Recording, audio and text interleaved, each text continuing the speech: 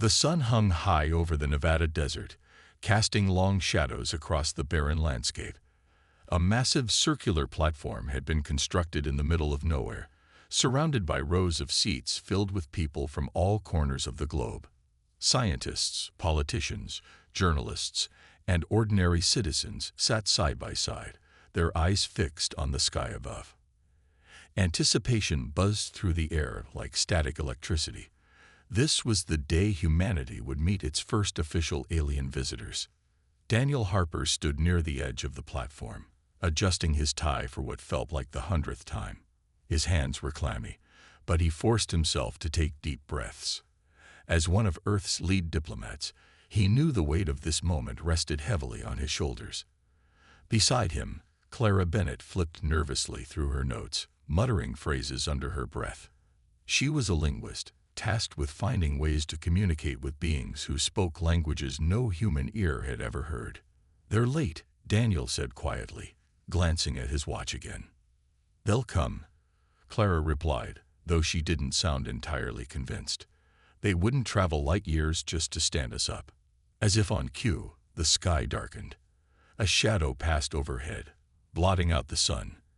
Gasps rippled through the crowd as a sleek, metallic ship descended gracefully from the heavens. It hovered silently above the platform before lowering itself onto invisible supports. The craft gleamed in the sunlight, its surface smooth and unmarked, reflecting the surrounding desert like a mirror. A hatch opened slowly, revealing a group of figures stepping out into the bright daylight. They were tall, slender, and otherworldly, their skin shimmering faintly, as though made of liquid silver. Their faces held an expression that seemed both curious and detached, as if they were observing insects rather than intelligent life forms. At the front of the group stood Ambassador Vela, a being whose presence commanded immediate attention. Her voice, when she finally spoke, resonated deeply, bypassing the need for translation devices. "We are the Council," Vela began, her words echoing across the silent arena. "We have observed your species for many cycles. You possess potential, yet you also carry within you a paradox. Your ability to suppress conflict, to maintain civility even in moments of great strain, is remarkable. We call it your courtesy mode." Clara exchanged a glance with Daniel. Courtesy mode. Neither of them had heard the term before, but it sounded oddly fitting. Humanity had survived wars, plagues, and countless disasters without destroying itself completely. Perhaps the aliens saw that restraint as something special. "But we must understand more," Vela continued, her tone shifting slightly. "Is this courtesy mode genuine? Or is it merely a mask hiding deeper instincts?" Daniel stepped forward, clearing his throat. "We welcome you to our world," he said, projecting confidence despite the nerves twisting in his stomach. "And we hope to show you that humanity is capable of cooperation, growth, and peace." Vela tilted her head, studying him intently. For a moment, Daniel wondered if she could see right through him, past his polished words and rehearsed gestures, straight into the doubts lurking beneath. Then she nodded slowly, as if satisfied. For now. The crowd erupted into applause, cheering and waving flags from dozens of nations. Cameras flashed, capturing every second of this historic encounter. But amidst the excitement, Daniel couldn't shake the feeling that something about the Council's visit wasn't quite right. Their calm demeanor, their probing questions, it all felt too calculated, too deliberate. Little did he know, this meeting was only the beginning. The next morning, Daniel Harper found himself pacing the length of a large conference room at the United Nations headquarters in New York City. Sunlight streamed through tall windows, illuminating maps, charts, and screens displaying data about Earth's history, culture, and achievements. The Council had requested a formal presentation, a chance for humanity to showcase its best qualities. Clara Bennett sat nearby, organizing stacks of papers while glancing nervously at the clock. "They're going to be here any minute," she said, tapping her pen against the table. "Are you ready?" "As ready as I'll ever be," Daniel replied with a faint smile, though his knuckles were white from gripping the edges of his notes. He knew this meeting was critical. If they could impress the council, maybe they'd leave Earth alone, or even offer help. But if things went wrong, he didn't want to think about it. Moments later, the door opened, and the members of the council entered the room. Their movements were fluid, almost hypnotic, as they took their seats around the long table. Ambassador Vela led the group, her shimmering form radiating an aura of quiet authority. Beside her sat Kalis, another counselor whose sharp gaze seemed to pierce through everyone in the room. Unlike Vela, Kalis didn't bother hiding his skepticism. Daniel cleared his throat and began speaking. Welcome to the United Nations. Today, we'd like to share some of humanity's greatest accomplishments. Our art, our science, our dreams of peace. Clara clicked a button on a remote control, and images appeared on a screen behind them. Paintings by famous artists flickered past, followed by photographs of towering skyscrapers, sprawling cities, and breathtaking natural wonders. Then came scenes of exploration. Astronauts walking on the moon, submarines diving into the ocean depths, and telescopes capturing distant galaxies. This is who we are, Daniel continued. We've faced challenges, yes, but we've also created beauty and pushed the boundaries of what's possible. Vela watched silently, her expression unreadable. When the slideshow ended, she leaned forward slightly.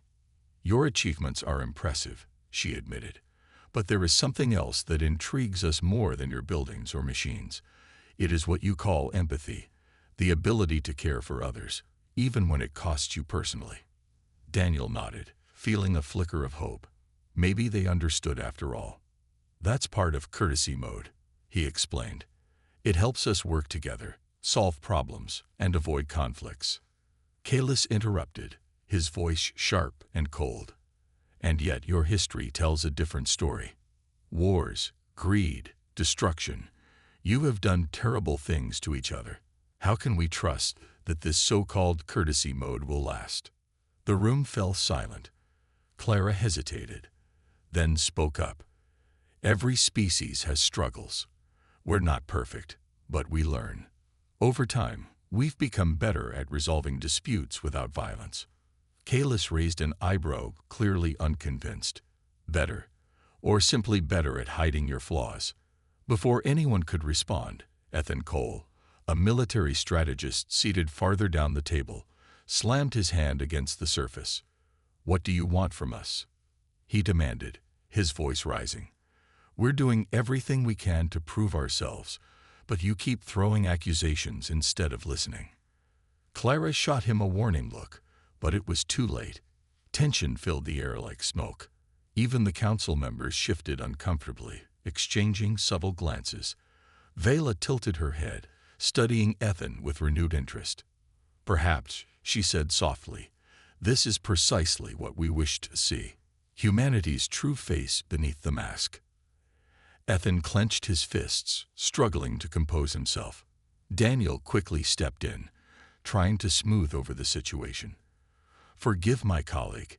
He's passionate about protecting our planet, but his outburst doesn't define us.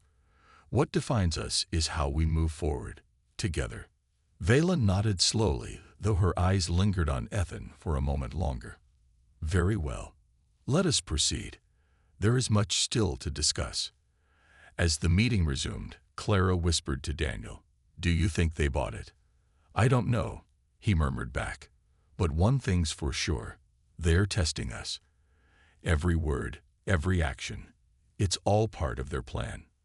And deep down, both of them wondered, was humanity passing or failing? The days following the tense meeting at the United Nations were filled with uncertainty. The Council had announced their next step, a series of tests designed to evaluate humanity's true nature. These weren't ordinary exams. They were simulations meant to push human representatives to their limits, forcing them to make difficult decisions under pressure.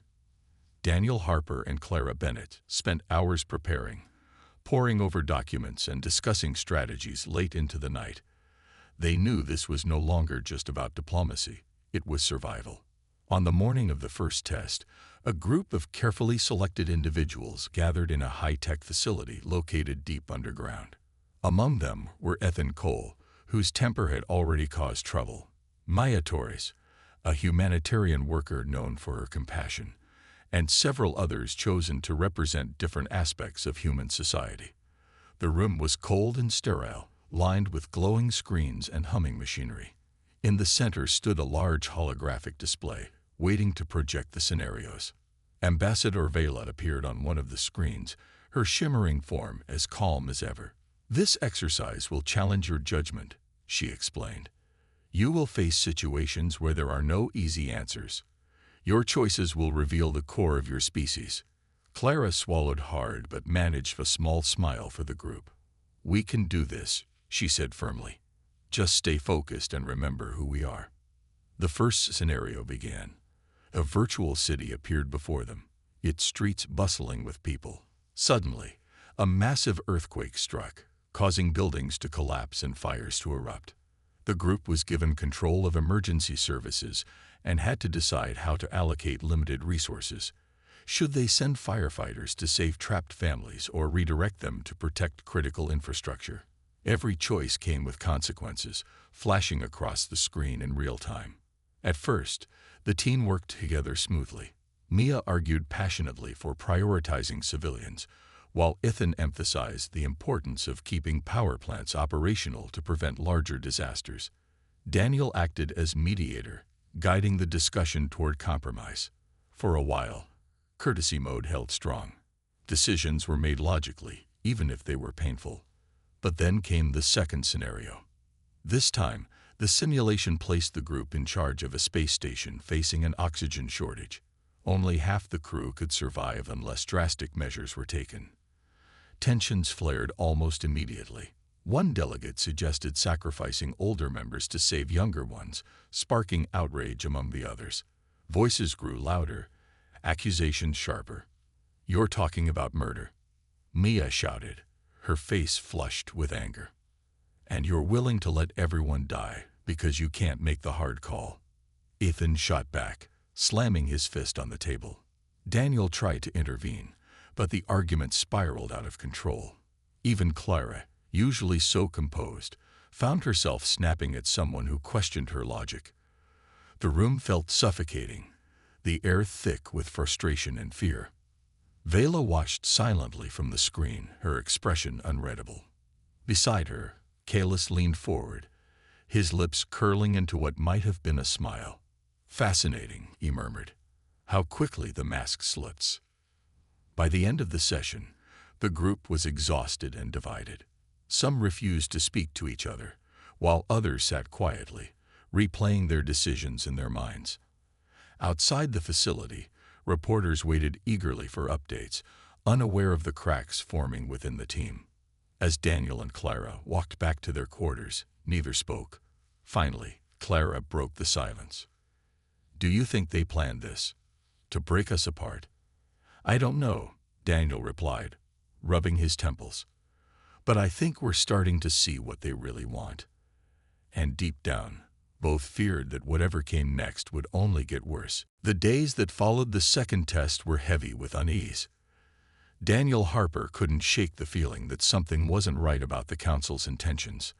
Their calm demeanor and probing questions seemed less like genuine curiosity and more like a calculated game.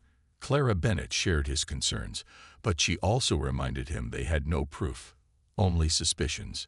Still, Daniel decided to dig deeper. Late one night, while the rest of the team slept, Daniel slipped into the facility's communications hub. The room was dimly lit, filled with blinking monitors and humming servers. He wasn't an expert in technology, but he knew enough to access the logs of recent transmissions. As he sifted through lines of data, his heart sank. Buried among routine updates were encrypted messages sent between the council members. They weren't just observing humanity. They were testing it for weaknesses, looking for cracks in courtesy mode to justify labeling humans as dangerous. Daniel copied the files onto a small drive and hurried back to his quarters. When he showed Clara the evidence the next morning, her face turned pale. "They're not here to help us," she whispered. "They're here to judge us." "What do we do?" Daniel asked, pacing the room. "If we expose this, they might retaliate. But if we stay quiet, they win." Clara thought for a moment, then nodded. "We need allies, someone who can get this information out there without tipping them off." Their first choice was Natalie Reed, a sharp-eyed journalist known for her investigative work. She had been covering the council's visit since their arrival, asking tough questions and refusing to accept vague answers. Daniel arranged a secret meeting with her in a quiet cafe far from the facility. Over cups of coffee, he handed her the drive. "This is big," Natalie said after reviewing the files. Her fingers trembled slightly as she scrolled through the data. "If I publish this, it could blow everything wide open. Are you sure you want to go through with it?" "We don't have a choice," Daniel replied firmly. "The council thinks they can manipulate us, but they're wrong. Humanity deserves a fair chance." Meanwhile, tensions within the human delegation continued to rise. Ethan Cole had grown increasingly hostile, snapping at anyone who disagreed with him. During a briefing, he openly accused the council of playing games with their lives. "Why should we trust them?" he demanded, his voice echoing through the room. "They're not our friends, they're predators." Mia Torres tried to calm him down, but her patience was wearing thin. "Arguing won't solve anything," she said. "We need to focus on what's important, surviving these tests." "You mean bending to their will?" Ethan shot back. "No thanks." The argument escalated until Clara stepped in, raising her voice for the first time. "Enough. Both of you are acting exactly how they want us to, divided and angry. If we fall apart, they win. Is that what you want?" Her words silenced the room, but the damage was done. Trust among the group was fading fast, replaced by suspicion and frustration. Even those who had started as friends now eyed each other warily, wondering whose side everyone was really on. Back at the facility, Ambassador Vela observed the chaos through hidden cameras. She exchanged a glance with Callis, who smirked knowingly. "It seems courtesy mode is weaker than we anticipated," he remarked. Vela nodded, though her expression remained neutral. "Indeed, perhaps humanity is not as evolved as we hoped." But Daniel and Clara refused to give up.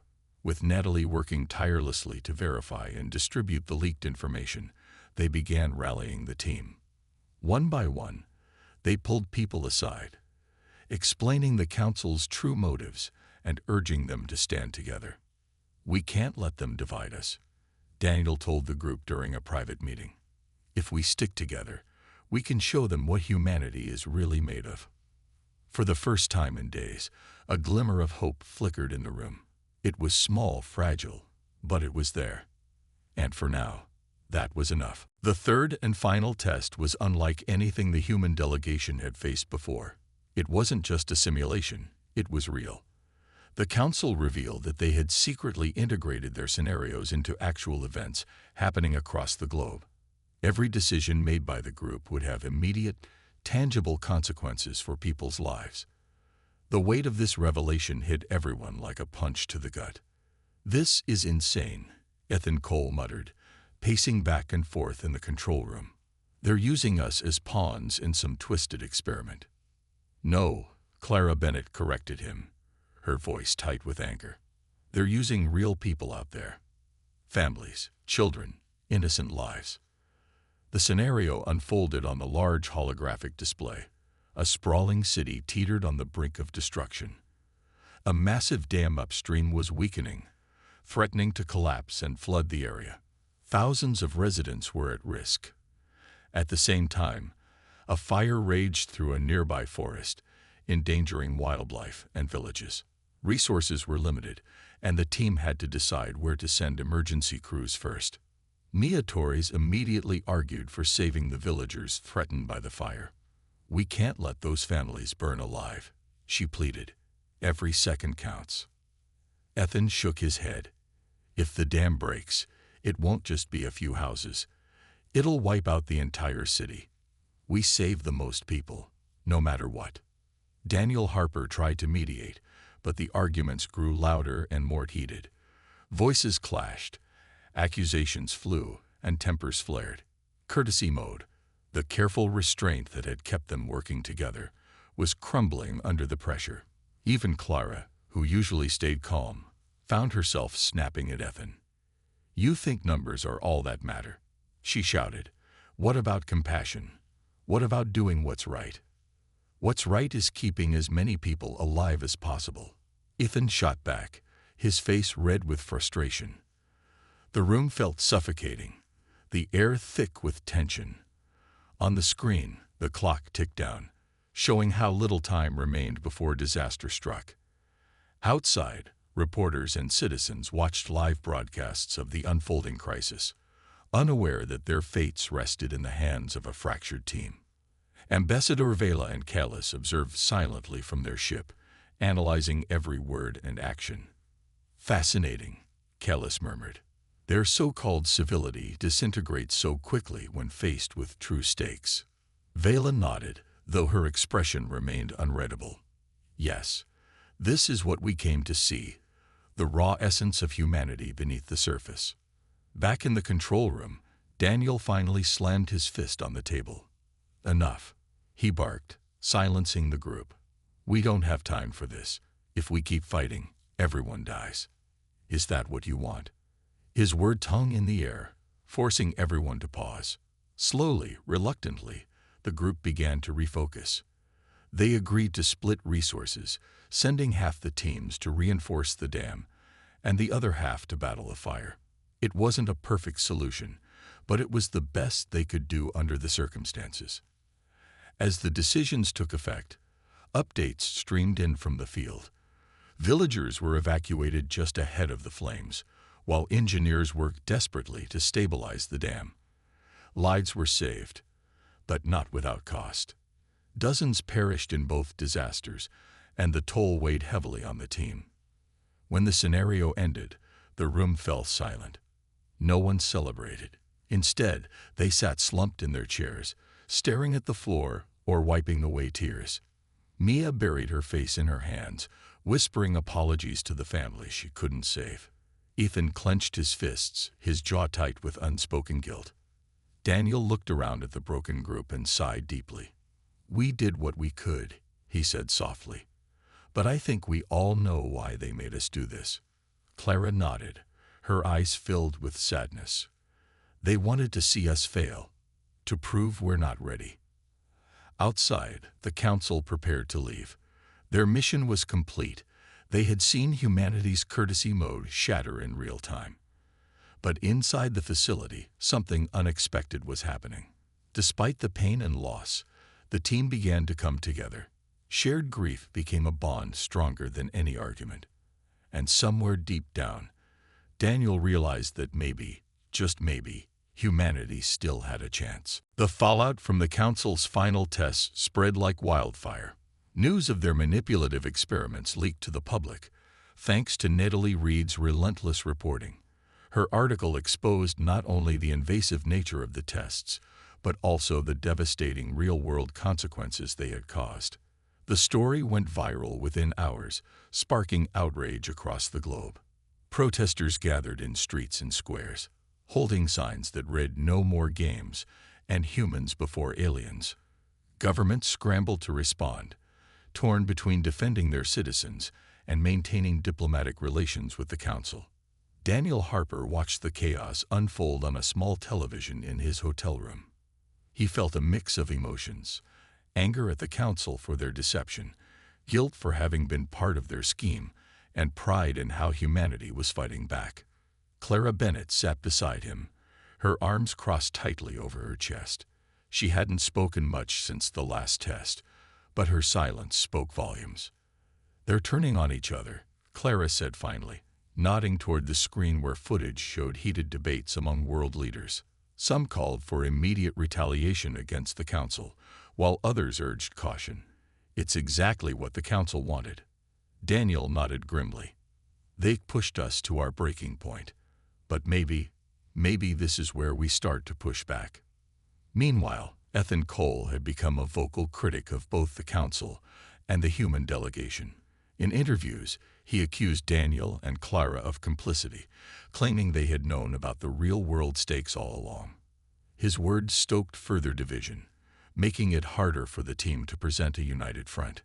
Even Mia Torres, who had always tried to stay neutral, found herself questioning whether she could trust anyone anymore. As tensions escalated, Ambassador Vela called an emergency meeting with the human representatives. This time, there were no simulations or hidden cameras, just a cold, sterile chamber aboard the Council's ship. When Daniel and Clara arrived, they were greeted by Vela and Callus, whose expressions remained as unreadable as ever.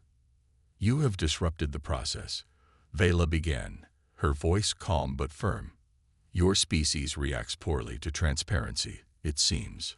"Transparency," Daniel snapped, unable to contain his anger. "You call manipulating us into making life-or-death decisions transparency. You used us, and innocent people, like lab rats." Vela tilted her head slightly, studying him as if he were a curious specimen. "We sought to understand your true nature. Your reaction confirms what we suspected. Courtesy mode is fragile. Beneath it lies disorder." Clara stepped forward, her voice steady despite the storm inside her. "You think exposing our flaws makes you better than us. What gives you the right to judge us?"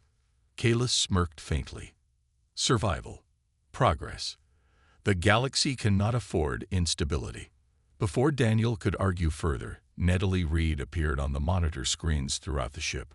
Somehow, she had hacked into the Council's communication system. Her face filled the display, determined and unyielding. "Listen up," she said, addressing not just the humans but also the Council. "We know why you're here. You've done this before, tested other species until they broke. Well, guess what? Humanity isn't going to roll over." The room fell silent as her words sank in. For the first time, the Council looked unsettled. Vela exchanged a glance with Callus, their usual confidence wavering. Daniel seized the moment. "If you leave now, we'll tell the galaxy the truth about you. About your methods, your hypocrisy. Is that really what you want?" Clara added, "Or you can choose another path. Work with us, not as judges, but as equals."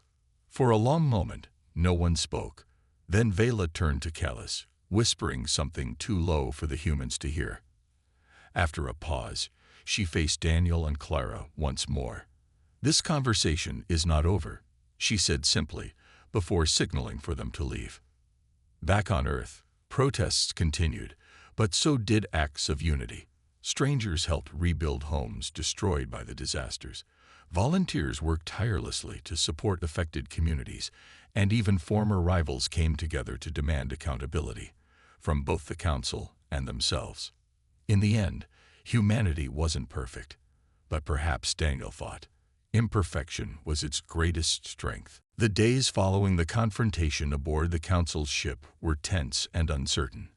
The alien delegation had withdrawn temporarily, retreating into silence while humanity grappled with the fallout of their actions. Daniel Harper and Clara Bennett found themselves at the center of a storm they couldn't fully control. Governments demanded answers, protesters called for justice, and media outlets dissected every detail of the leaked information. It was clear that the fragile unity among humans was beginning to crack under the pressure. Ethan Cole had become a lightning rod for dissent. His accusations against Daniel and Clara gained traction, fueling divisions within the human delegation. During a heated meeting in a secure conference room, Ethan slammed his hands on the table. "You two played along with them," he shouted, glaring at Daniel. "How can we trust you when you didn't even warn us about the real stakes?" Clara stood up, her face flushed with frustration. "We didn't know everything either," she shot back. "But we've been trying to fix this, to protect everyone, while you're busy tearing us apart." Mia Torres stepped between them, her voice trembling but firm. "Fighting like this is exactly what they want. If we turn on each other, we lose. Don't you see that?" Her words silenced the room, but only briefly. The tension lingered, thick and suffocating, as old alliances frayed and new suspicions took root. Even those who had once worked side by side now eyed one another warily, unsure of whose side anyone was really on. Amid the chaos, Natalie Reed continued her efforts to expose the Council's true motives. She uncovered records suggesting that similar tests had been conducted on other civilizations across the galaxy. In each case, the Council had labeled the species as unstable or dangerous, using the results to justify isolation, or worse. Her findings sent shockwaves through the scientific community and fueled public outrage. Protesters began chanting not just against the Council, but for solidarity among humans. Daniel and Clara decided it was time to take a stand. They gathered a small group of trusted individuals, including Mia and a few others who still believed in cooperation. Together, they devised a plan to counteract the Council's influence. Using the data Natalie had uncovered, they prepared a broadcast intended for an audience far beyond Earth, the wider galactic community. "This isn't just about us anymore," Daniel said during a late-night strategy session. "If we expose the Council's hypocrisy, maybe other species will question their authority too." Clara nodded, though her expression was weary. "It's risky. If the Council finds out, they could retaliate." "We don't have a choice," Daniel replied firmly. "They think they can manipulate us because we're divided. But if we show them, and the galaxy, that we can unite despite our flaws, maybe we'll have a fighting chance." As the team worked tirelessly to prepare the transmission, internal divisions reached a breaking point. Ethan leaked classified information about the planned broadcast to a rival faction, hoping to undermine Daniel and Clara. When the betrayal came to light, Ethan was expelled from the group. He stormed out of the facility, vowing to continue his fight his own way. Despite the setback, Daniel refused to give up. "Let him go," he told Clara. "We can't waste energy on people who won't work with us. Our focus has to be on the message." Finally, the day arrived. The team transmitted their broadcast, sending it directly to nearby alien communication networks. The message included evidence of the Council's manipulative tactics, testimonials from affected communities, and a plea for fairness and understanding. As the signal spread, reactions poured in, not just from Earth, but from distant corners of the galaxy. Some alien species expressed sympathy, admitting they had faced similar treatment. Others remained skeptical, questioning whether humanity was trustworthy. But one thing was certain: the Council's carefully crafted image had been tarnished. Watching the responses flood in, Clara allowed herself a small smile. "Maybe this is how we reclaim ourselves," she said softly. "Not by being perfect, but by refusing to stay silent." And for the first time in days, there was hope. The Council's response to humanity's broadcast came faster than anyone expected. Within hours, their sleek ship descended once more into the Nevada desert, this time accompanied by a fleet of smaller vessels that hovered ominously overhead. The message was clear: they were not pleased. Ambassador Vela and Kalis appeared on global screens, their expressions colder than ever before. Their voices carried an edge of warning as they addressed the people of Earth. "You have chosen defiance," Vela began, her tone sharp and unyielding. "Your actions will have consequences." Daniel Harper and Clara Bennett watched from a secure command center, surrounded by members of their team. The room was quiet except for the hum of computers and the occasional beep of incoming transmissions. Outside, the sky darkened as clouds gathered, mirroring the tension in the air. "They're trying to intimidate us," Clara said, gripping the edge of the table. "But we can't back down now." Daniel nodded, his jaw tight with determination. "We've started something bigger than any of us. If we fold now, everything we fought for is lost." Kalis took over, his voice dripping with disdain. "You claim to seek fairness, yet your species acts impulsively, without thought for the greater balance. Your defiance proves our point: you are unpredictable." Before anyone could respond, Natalie Reed interrupted the transmission. Somehow, she had hacked into the feed again, her face appearing alongside the Council's. Her voice rang out, steady and defiant. "Unpredictable. Maybe. But at least we're honest about who we are. You hide behind lies and manipulation, judging others while ignoring your own flaws. The screen flickered as the council tried to regain control, but Natalie held her ground. Across the globe, millions watched in stunned silence as the journalist challenged one of the most powerful entities in the galaxy.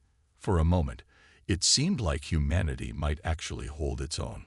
When the connection finally cut off, leaving only static, the council summoned Daniel and Clara to another meeting aboard their ship. This time, there were no pleasantries, only cold stares and accusations. Vela paced slowly, her shimmering form casting faint reflections on the metallic walls. "You risk destabilizing the galaxy," she said, stopping inches from Daniel. "Do you understand what chaos you invite?" Daniel met her gaze without flinching. "What you call chaos, we call freedom. Humanity isn't perfect, but we're learning. That's more than I can say for you." Clara stepped forward, her voice firm despite the fear bubbling beneath the surface. "If you label us as dangerous because we make mistakes, then every species in the galaxy should be labeled the same. None of us are infallible, not even you." Kayla sneered, clearly irritated by their defiance. "Your arrogance blinds you. We protect the galaxy from instability. Without order, there is only ruin. And who decides what order looks like?" Clara shot back. "You or the rest of us?" Vela raised a hand, silencing Kalis before he could retort. She studied Daniel and Clara for a long moment, her expression unreadable. Finally, she spoke. "Perhaps there is value in your perspective. But know this. If you continue down this path, you do so alone. The Council will not intervene on your behalf." With that, the meeting ended abruptly. Daniel and Clara were escorted off the ship, left standing under the vast desert sky, as the alien fleet ascended into space. The weight of the moment settled heavily on their shoulders. Back at the command center, the team erupted into debate. Some argued that the Council's departure was a victory, proof that humanity could stand on its own. Others worried about the consequences of alienating such a powerful force. Ethan Cole, watching from afar, remained skeptical. "They'll be back," he muttered. "And next time, they won't ask questions." Despite the uncertainty, Daniel felt a spark of hope. As he looked around at the faces of his team, flawed, tired, but determined, he realized something important. Humanity wasn't defined by perfection or politeness. It was defined by resilience, adaptability, and the courage to keep fighting, even when the odds seemed impossible. For better or worse, humanity had taken its first step toward forging its own destiny. And though the road ahead would be difficult, Daniel knew one thing for certain: they wouldn't face it alone. In the days after the Council's departure, Earth found itself in uncharted territory. The alien fleet had vanished into the stars, leaving behind a mix of relief and unease. Humanity had stood its ground, but at what cost? Governments debated how to proceed, scientists analyzed every scrap of data left by the Council, and ordinary people tried to return to their daily lives. Yet beneath the surface, a shift was happening, a quiet realization that humanity could no longer rely on anyone but itself. Daniel Harper and Clara Bennett worked tirelessly to rally global support for their cause. They traveled from city to city, meeting with leaders, activists, and citizens who wanted answers. Their message was simple: unity was humanity's greatest strength. "We've shown the galaxy that we're not afraid to speak up," Daniel told a packed auditorium in Geneva. "Now it's time to prove we can work together, not just to survive, but to thrive." Clara echoed his words during an interview broadcast worldwide. "The Council thought they could break us, but they underestimated one thing: our ability to adapt.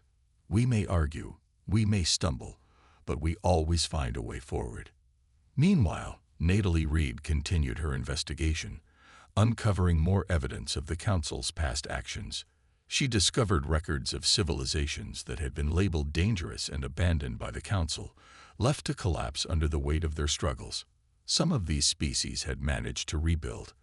Others had faded into obscurity. Her reports sparked outrage and inspiration. If other species could overcome the Council's judgment, why couldn't humanity? But not everyone shared their optimism. Ethan Cole remained a vocal critic, accusing Daniel and Clara of overstepping their roles. In televised debates, he argued that humanity should focus on self-preservation rather than galactic politics. "We don't need to prove anything to aliens," he said bitterly. "All we need is to protect ourselves from them and from each other." His words struck a chord with some, deepening divisions among those still grappling with fear and uncertainty. Protests erupted in cities around the world, with factions arguing over whether to trust the Council's withdrawal or prepare for their return. The fractures within the human delegation widened, threatening to undo the fragile progress they'd made. Amid the chaos, Ambassador Vela appeared once more, this time through a recorded message sent directly to Earth's communication networks. Her tone was calm but final. "Your species has chosen isolation. Know that the path you walk is fraught with challenges. Should you falter, do not expect aid." Her words sent shockwaves across the globe. While some saw her statement as a threat, others viewed it as an opportunity. "They've given us a chance," Mia Torres said during a late-night strategy session with Daniel and Clara. "A chance to define ourselves without their interference." Daniel nodded slowly, his mind racing. "She's right. This is our moment, to show the galaxy that we don't need their approval to succeed." As weeks turned into months, humanity began to rebuild, not just physically, but emotionally. Communities came together to repair the damage caused by the Council's tests. Artists created murals depicting resilience and hope. Scientists collaborated on projects aimed at advancing technology and understanding the universe. Even former rivals found common ground, working side by side to ensure Earth's future. One evening, Daniel stood on a hill overlooking the city bathed in golden twilight. Beside him, Clara watched as lights flickered to life in buildings below. "Do you think we'll ever see them again?" she asked quietly. "I don't know," Daniel admitted. "But if we do, we'll be ready." For all its flaws, humanity had proven something vital. Courtesy mode wasn't about suppressing conflict, it was about finding a way to move forward despite it. And though the road ahead would be uncertain, Daniel knew one thing for sure. Humanity's story was far from over. Months passed, and Earth settled into a new rhythm. The initial panic and division caused by the Council's visit began to fade, replaced by a sense of cautious optimism. Humanity had weathered the storm, and though scars remained, there was a growing determination to move forward, to build something stronger than before. Daniel Harper stood on the same hill where he and Clara had watched the city lights months earlier. This time, he wasn't alone. A small crowd had gathered for an informal gathering, a celebration of resilience and unity. People laughed, shared stories, and looked toward the horizon with hope. Nearby, children played under the stars, their laughter echoing in the cool night air. It was a reminder that life went on, even after the hardest trials. Clara joined him, handing him a cup of warm tea. "It's strange," she said softly, gazing at the sky. "Sometimes I wonder if they're still out there, watching us." "Probably," Daniel replied with a faint smile. "But if they are, they'll see something different now. Not just courtesy mode, but everything we're capable of." The Council's departure had left humanity with more than just unanswered questions. It had sparked a global movement. Communities worked together to address issues that had long been ignored: poverty, inequality, environmental damage. Scientists collaborated across borders, sharing knowledge and resources to tackle challenges like climate change and space exploration. Even nations with histories of conflict found ways to cooperate, driven by the realization that Earth's survival depended on collective effort. Nations also invested heavily in defending against potential threats from beyond the stars. Satellites equipped with advanced sensors monitored deep space, while research teams developed technologies to protect Earth from future encounters. Though no one knew when, or if, the Council would return, humanity refused to be caught off guard again. Ethan Cole, once a fierce critic of Daniel and Clara, eventually softened his stance. He appeared at a public forum one evening, surprising everyone by apologizing for his earlier actions. "I was wrong about some things," he admitted, his voice steady but sincere. "We all make mistakes. What matters is how we fix them." His words earned hesitant applause, signaling a step toward healing old wounds. Mia Torres became a symbol of compassion and perseverance. She traveled the world, speaking about the importance of empathy and cooperation. Her speeches inspired countless people to focus not just on surviving, but on thriving, to create a better future for generations to come. As for the galaxy, humanity's defiance hadn't gone unnoticed. Alien species who had once feared or distrusted Earth began reaching out, curious about the species bold enough to challenge the Council. Diplomatic exchanges, though cautious, opened doors to new friendships and alliances. For the first time, humanity wasn't just reacting to the universe, it was shaping its place within it. One evening, as Daniel and Clara reviewed updates from these burgeoning relationships, a notification flashed on their screen. An unknown signal had been detected, coming from deep space. Its origin was unclear, but embedded within it was a single phrase, repeated over and over: "We are listening." Clara stared at the message, her heart racing. "Do you think it's them?" "It could be," Daniel said slowly. "Or maybe it's someone else. Either way, we're ready." They exchanged a glance, both knowing this wasn't the end. It was another beginning. Humanity's journey was far from perfect, but that was what made it beautiful. Beneath the flaws, beneath the struggles, lay a spirit unyielding and alive. And so, as the stars twinkled above, humanity took another step forward, not with fear, but with courage. Whatever came next, they would face it together.